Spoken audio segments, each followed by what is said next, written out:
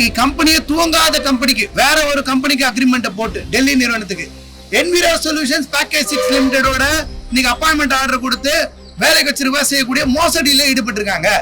நேரடியாக எந்த தீர்மானம் எந்த அக்ரிமெண்ட் ரெண்டு பேர்ட்ட கிடையாது. அக்ரிமெண்ட் போட்டது ஒருத்தர், வேலை கொடுக்கறது ஒருத்தர். இது முறையல்ல அப்படின்னு சொல்லி நாங்க பிரமாண வாக்குமூலம் தாக்கல் செஞ்சிருக்கோம். நாங்கள் எங்கள் போராட்டத்தை கைவிடுவதாக இல்லை. சென்னை மாநகராட்சியினுடைய 5வது 6வது மண்டலம் தனியார் மயப்படுத்தியதற்கு எதிரான வழக்கு இன்றைக்கு சென்னை உயர்நீதிமன்றத்தில் வந்தது. இந்த வழக்கில் எங்களது தரப்பிலிருந்து பிரமாண வாக்குமூலம் என்பது தாக்கல் செய்யப்பட்டது. அதுல நாங்க குறிப்பா என்ன சொல்லியிருக்கோம்னா, இந்த மழைக்கால நேரத்துல மக்கள் மழை வெள்ளத்துல பாதிக்கப்படாம இருக்கிறதுக்காக சம்பளமே வாங்காம 5வது மண்டலம் 6வது மண்டலத்தில் இருக்கக்கூடிய 1953 பேர்ல நாங்க 1500 மேற்பட்ட தொழிலாளர் இருக்காங்க. 25ஆம் தேதி ஒரு மாபெரும் முன்னாள் போராட்டத்தை ராஜரத்னம் ஸ்டேடியத்தில் நடத்தியிருக்கோம். 1500 மேற்பட்டவர் கலந்துருக்காங்க. அந்த நிகழ்ச்சியில நாங்க என்ன சொன்னோம்னா, சம்பளமே வாங்காம 5வது 6வது மண்டலத்தில் இருக்கக்கூடிய மக்களுக்காக நாங்க வேலை செய்யறோம். ஆனா ஒண்ணு, கார்பரேஷன் கீழே வேலை செய்யறோம்.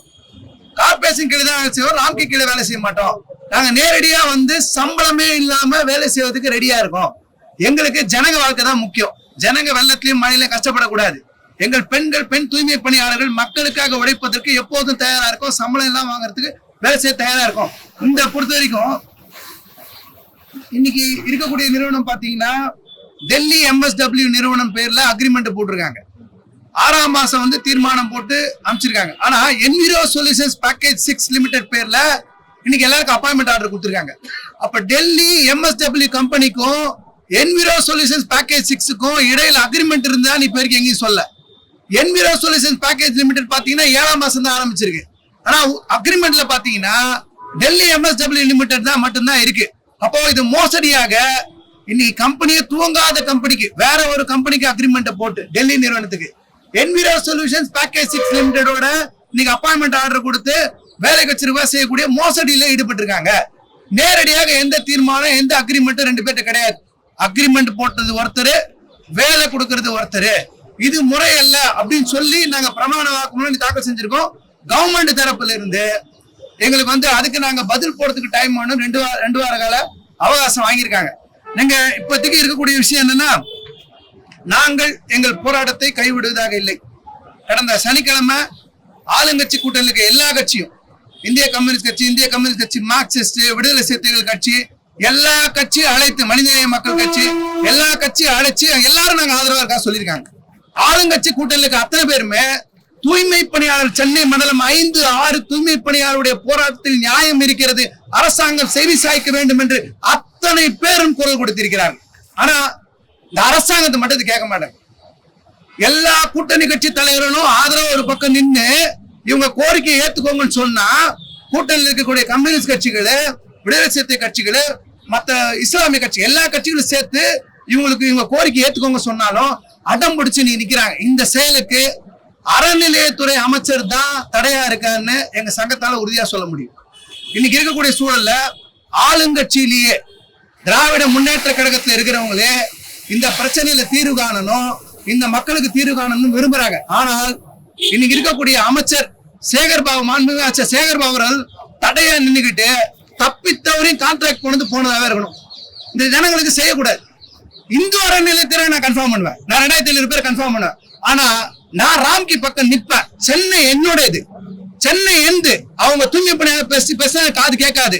நான் தான் இங்க எலெக்ஷனுக்கு எல்லாருக்கும் நிதி வாங்கி தரக்கூடிய ஆளு, மாவட்ட செயலாளர். நான் தான் எல்லா ஸ்பான்சரும் பண்ணோம். அதனால தப்பித்தவரை நாங்க எடுத்த முடியல பின்வாங்க மாட்டோம்னு சொல்லி அமைச்சர் தான் தடையா இருக்காரு. அந்த கட்சியில் இருக்கக்கூடிய எம்எல்ஏக்கள், எங்களுக்கு தெரிஞ்ச வரைக்கும் எம்எல்ஏக்கள், கட்சியில் இருக்கக்கூடிய நல்ல மனிதர்கள், அவங்க எல்லாம் கூட இது அனுப்பிச்ச தப்பு தூய்மை பணியாளர் வஞ்சிக்க கூடாது, இவர்களுக்கு அரசாங்கம் இந்த கோரிக்கை நிறைவேற்றணும்னு கேட்கறாங்க. நாங்க பழைய செஞ்ச வேலையில திருப்பி செய்யணும்னு கேட்கிறோம். முதலமைச்சர் தலையிட்டு தீர்வு காணணும்னு கேட்கிறோம். எங்களை வேணா பயன்படுத்திக்கோங்க. ஜனங்கள்லாம் பாதிக்கப்படுறாங்க, நீங்க போய் கான்ட்ராக்ட்ல வேலை செய்யுங்கன்னு சொல்றாங்க. ஜனங்கள்லாம் பாதிக்கப்படுறாங்க.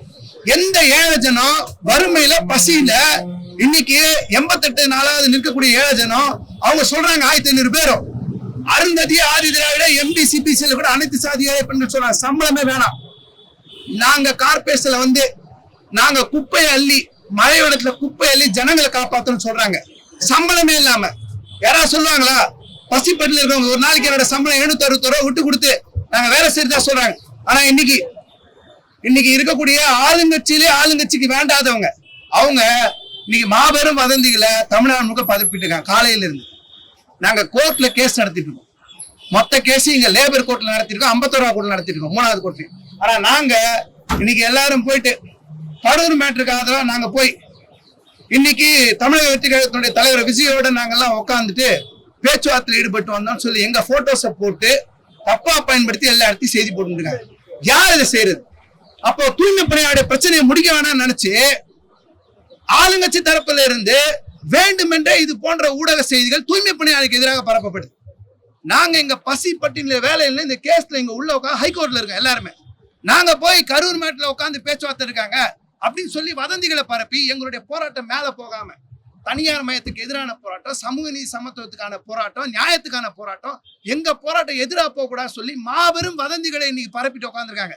வெக்கமா இல்லையா? இது போன்ற நடவடிக்கைகள் வெக்கமா இல்லையா? என்ன ஏதுன்னு கூட அலசி ஆராயாம இந்த செய்திகளை ஊடகங்களை செய்திகள் எல்லாத்தையும் பரப்பி நாங்க தான் போய் இன்னைக்கு உட்காந்துருக்கோம் சொல்லி போட்டுட்டீங்களே தமிழக வெற்றி கழக கட்சி தலைவரோட. வெக்கமா செய்தி இல்லையா? யார் பரப்புறது?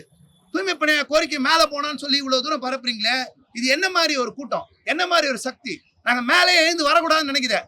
இன்னைக்கு 51வது நீதிமன்றத்தை நாங்க தொடர் போராட்டம் நடத்துக்கு அனுமதி கேட்டோம். இப்பதான் முடிஞ்ச வழக்கு. அதுல என்ன சொல்லியிருந்தாங்கன்னா, நாங்க என்ன சொல்லியிருந்தோம்னா தொடர் போராட்டம் எப்படி நடத்த விடுங்க? நாங்க சனிக்கிழமை வரைக்கும் உங்களுக்கு பர்மிஷன் கொடுத்துருக்கோம். நாங்க சொன்னோம் வீட்டுல உட்காந்தாலும் அரெஸ்ட் பண்றாங்க. ஜட்ஜு திருப்பி கேட்டார். 51வது கோர்ட்ல மாண்புமிகு நீதிபதி ஜெகதீஷ் சந்திரா கேட்டார், நீங்க வீட்டுல உட்காரதோ யூனியன் ஆபீஸ்ல உட்காரதோ உங்க உரிமை, இதே எப்படி தடுக்கிறாங்க? நாங்க காட்டோம். 8/9/2025 13 பெண்கள் வீட்டுல உண்ணாநிலை போராட்டம் நடத்தவங்களை அரெஸ்ட் பண்ணிருக்காங்க.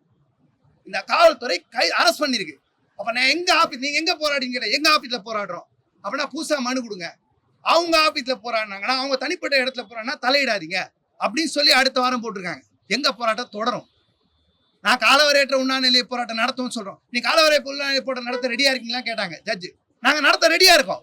உயிரை பணைய வச்சு எந்த போராட்டம் நடத்தவும் நாங்க தயார். இது போன்ற தவறான வதந்திகள், மோசமான கருத்துக்கள், ஒரு சாதியாதிக கருத்தை தொடர்ந்து இந்த அரசாங்கத்தை பரப்பிட்டே இருக்காங்க. இந்த தூய்மை பணியா பிரச்சனைக்கு தீர்வு காணக்கூட நிறைய சக்தி இருக்கு. கான்ட்ராக்டுக்கு வேலை செய்யறவங்க, எடுபடியா வேலை செய்யறவங்க பண்றாங்க. இந்து அறநிலையத்துறை அமைச்சர் நாங்க பகிரங்கமா குற்றச்சாட்டுறோம். உள்ளாட்சித்துறை அமைச்சர் இல்ல, அவங்க தலையிட்டு வேற அமைச்சர் வரதில்லை.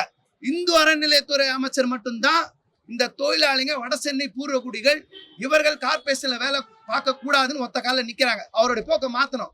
முதல்வர் அவர்கள் தலையிட்டு அவங்க போக்கை மாத்தணும். இந்த உழைக்கும் மக்களுக்கு வேலை கிடைக்கணும். நீங்க நாங்க மனு கொடுக்க போறோம். நாளைக்கு நாங்க தொடர்ந்து காலவரையற்ற உண்ணாநிலை போராட்டம் எங்க ஆபீஸ் நடத்த போறோம். மனு கொடுக்க போறோம். தொடர்ந்து உயிரை பணை வச்சு எத்தனை நாள் ஆனாலும் போராட போறாங்க. தொடர்ந்து முதலமைச்சர் சந்திப்பது, மேயர் வீட்டுக்கு போறது, அமைச்சர் வீட்டுக்கு போறது, எல்லாம் மனு கொடுக்கறதுக்கு ரெடியா இருக்காங்க. இந்த கொட்டும் மழையில போராட்டம் தொடருது. எங்க போராட்டம் நிக்காது, ஓயாது, தொடர்ந்து நடக்கும்.